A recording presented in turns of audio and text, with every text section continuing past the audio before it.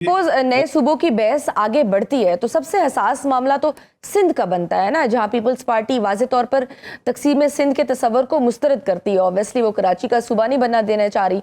क्या आप समझते हैं कि पाकिस्तान में इंतजामी इस्लाहात की बहस सियासी मफादात की वजह से रुक जाती है, या वाकई सूबाई शनाख्त का मसला इतना हसास है कि उस पर कौमी इत्तफाक राय मुश्किल है? देखें, ये अब आपने बहुत इंटेलिजेंट वेरी इंटेलिजेंट।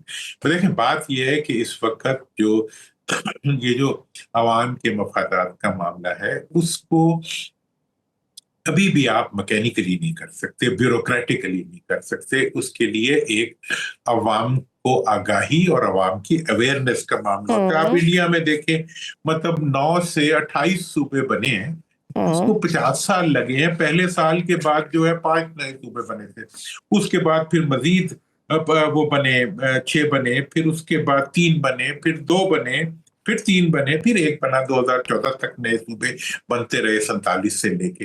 तो इस सारे प्रोसेस के अंदर उन्होंने अपनी कौम को आगाही दी। हमने 3 साल कैंपेन चलाई बहावलपुर, जनूबी पंजाब और हजारा में। उसके नतीजे में 3 सूबों के ऊपर कंसेंसस हो गया। आज अगर सिंध के अंदर कोई नए सूबे की कोई रिक्वायरमेंट देखता है तो उसको चाहिए कि वो वहां के आवाम में आगाही पैदा करे। सही। मतलब किसी ताकत के जोर पे इसको अगर सिंधियों पे नाफिज करने की कोशिश की जाएगी तो उसका रिएक्शन हो सकता है। और अभी हमने माजी में भी देखा कि एक वैलिड जायज मामला था कि नहरें बननी चाहिए। पंजाब का अपना पानी जो शहरों से बचा हुआ है वो मौजूद था, लेकिन उसको गलत तरीके पे आगे बढ़ाया। उधर से सिंध से भी रिएक्शन आ गया, इधर से भी यही कुछ कालाबाग डैम के साथ हुआ कि आपका एक सिंध के मफाद का प्रोजेक्ट था, लेकिन जब उसको शुरू किया तो उसमें इंडियन इन्फ्लुएंस आ गया, दूसरी चीजें आ गई और इसको एक कन्फ्रंट्रेशन का मसला बना दिया गया। मैं नहीं समझता कि इस वक्त दोबारा हमें कोई ऐसी गलती करने की जरूरत है। अगर हम कोई चीज इम्पोज करेंगे तो फौरी तौर पे आपका एक तो जो मुकामी, ये जो 2 पार्टियां हैं जो नहीं चाहती कि सूबे की कोई तकसीम हो, ये चाहते हैं कि जी 2 सूबों पे इनका कब्जा है, नाजायज कब्जा है या कब्जा है, इसकी जमीन कम ना हो, इसके रिसोर्सेज उनके कब्जे में है, ये कम ना हो। लिहाजा वो किसी सूरत में भी नहीं चाहते कि कोई नई इंतजामी यूनिट बने, कोई नई लीडरशिप सामने आए जो कल इनके लिए चैलेंज बन सके। तो लिहाजा तो आपको लगता है ये नए सूबे और नए इंतजामी यूनिट और निजाम की तब्दीली इनके लिए आइंदा आने वाले दिनों में दोनों पार्टीज के लिए चैलेंज बन सकती है? ऑब्वियसली अभी हमने देखा मोहसिन नकवी साहब भी जब वो बात करते हैं तो ऑब्वियसली सबको पता है कि वो किधर से और कैसे आ रही होती है। तो उन्होंने भी यही कहा है कि मौजूदा निजाम अपनी मौजूदा शक्ल में मौसर अंदाज में नहीं चल सकता, इसमें इस्लाहात की जरूरत है। आपको क्या लगता है आइंदा आने वाले दिनों में इन दो जमातों के लिए क्या ये कंडीशन चैलेंज बन सकती है? देखें, इन जमातों के लिए जो मुस्तकबिल करीब में जो चैलेंजेस साफ नजर आ रहे हैं, सबसे पहला चैलेंज तो यह है कि पिछले 5 साल में ये कुछ डिलीवर नहीं कर सके। 5 बजट पेश करने के अरसे में इन्होंने पाकिस्तान को मजीद जो है वो मतलब कमजोर और लागत बना दी है, माशी तौर पे भी और गवर्नेंस के एतबार से भी। ना दहशत गर्दी को कंट्रोल कर सके, ना मईशत को बहाल कर सके, ना एक्सपोर्ट्स को रवा कर सके। तो ये तो इनकी परफॉर्मेंस थी। दूसरी बात यह है कि ये अवाम के अंदर भी कोई ऐसा नैरेटिव नहीं दे सके कि इनकी पॉपुलैरिटी कम से कम रिस्टोर हो सकती।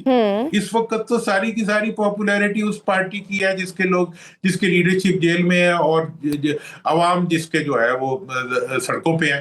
तो इसलिए और उनकी लीडरशिप की भी कोई इस वक्त मतलब इस वक्त जो जितनी भी पॉलिटिकल स्ट्रेंथ है वो इस वक्त इन दोनों पार्टीज के पास नहीं है। लिहाजा मेरा ये ख्याल है कि इस चीज को, एस्टैब्लिशमेंट को, मैं तो पहले दिन से यही कह रहा हूं, आपसे भी बड़ी दफा बात हुई है कि जो डेड वेट्स होते हैं उनको एस्टैब्लिशमेंट्स नहीं उठा सकती बहुत देर तक। उन्होंने बहुत कोशिश की कि इस मुल्क के मफाद के लिए तो फिर सर आप ये बताइए कि क्या मौजूदा हुकूमत अपने ये 5 साल पूरे कर पाएगी, या कोई कौमी हुकूमत, या आप कोई टेक्नोक्रेट की हुकूमत बनती नजर आ रही है? क्या देख रहे हैं? ऑब्वियसली आप बड़े करीब से इन सारे मामलात को ऑब्जर्व करते हैं, जांचते हैं।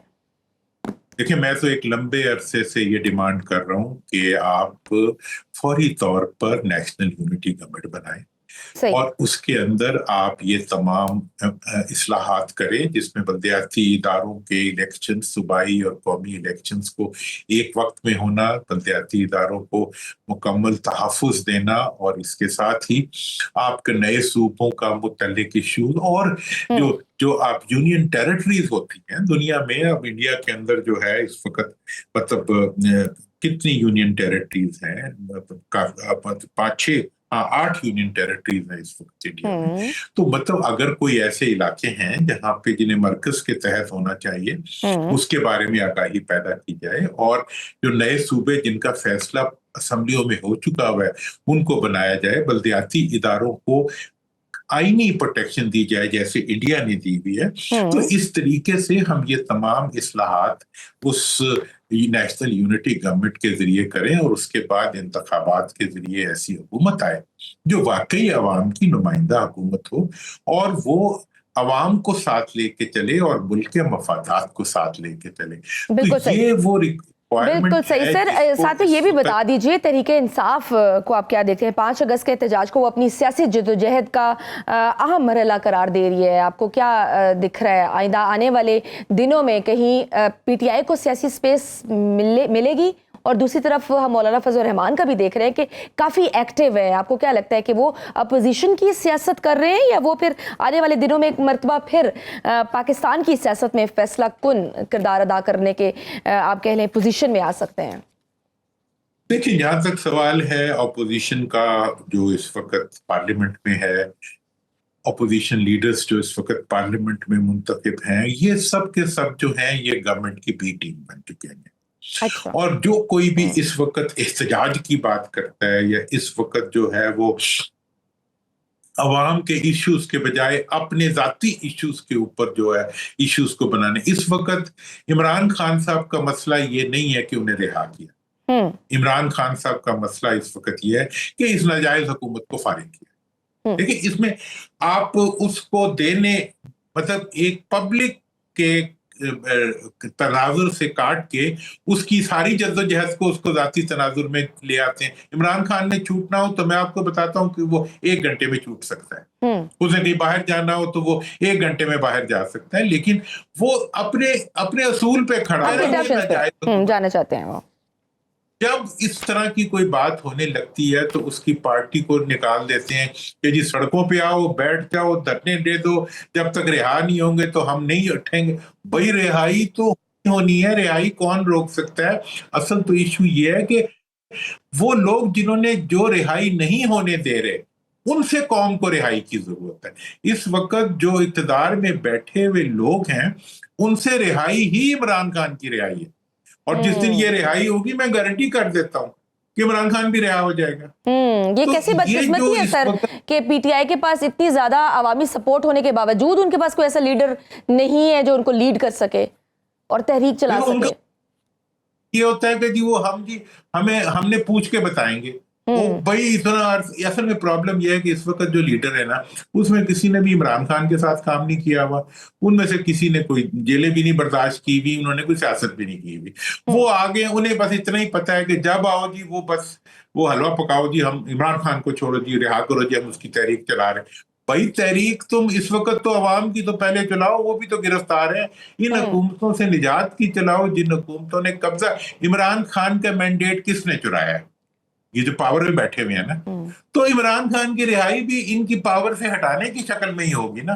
तो इनको हटाने के लिए जो तहरीक चलेगी, अवाम के मफादात के तहफ़्फ़ुज़ के लिए जो तहरीक चलेगी, मुल्क की खुशहाली के लिए जो तहरीक चलेगी, वही इमरान खान की तहरीक होगी, वही हर पाकिस्तानी की तहरीक होगी। मैं उसके साथ ना भी हूं तो मेरी भी तहरीक ये है कि इस वक्त पाकिस्तान को उन लोगों से निजात दिलाओ जिन्होंने पाकिस्तान के अवाम को गरीब, मुफलिस और पाकिस्तान को एक दुनिया की सरहद, पाकिस्तान की सरहदों से बाहर एक मजबूत तरीन मुल्क को, मुल्क के अंदर एक मुफलिस तरीन मुल्क और मुफलिस तरीन कौम में बदल दिया।